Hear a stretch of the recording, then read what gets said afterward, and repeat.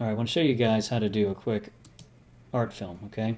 Most of this is going to be done in fast forward, but I'm just showing you a couple of the scenes I shot. I just shot a post-rain rainstorm here, and then I shot some rain in my backyard to do sound, which I decided not to use because it just didn't make sense with the video because the rain had stopped by this point. So here I'm just tossing in those clips, expanding them, running through them, and what I did was I slowed down all of them, and I went in and put in some other filters too, but I'm just scanning through it, trying to find what I think is the most artsy looking frames, and several of these areas I went ahead and cut some things out just to make it more smooth and more artsy looking, and in repeated shots I went ahead and removed to make it flow a little better.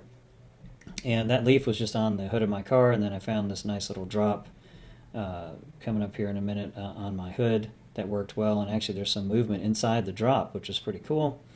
And then I liked a few of these things, but again, it's just the editing process you go through. You want to just look at what you think is going to make the artsiest, coolest view of it. Okay, so as I said, I'm going through and I'm moving some things around because it seemed to make more sense to have it, have the camera tilt up and pan over to that leaf after doing the back windshield shot. And then I had this thing repeated again, and I was like, yeah, well, let's take that out, which I'll end up doing here in a minute. And this is a shot of the sunroof in the car with rain on it.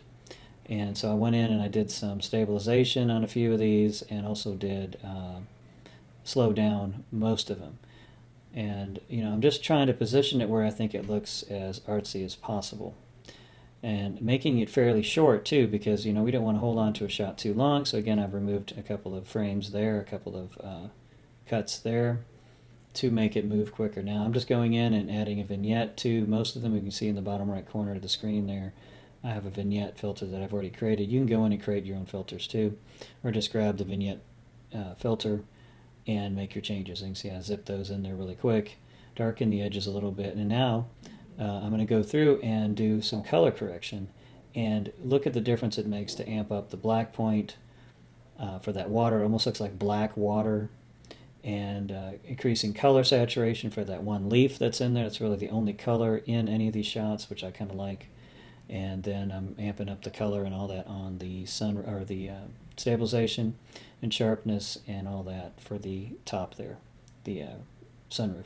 All right, so there you go. And then here I'm still trimming it down and running through it to see that it looks okay. Still adjusting color, still adjusting contrast, and making it pop real nice there.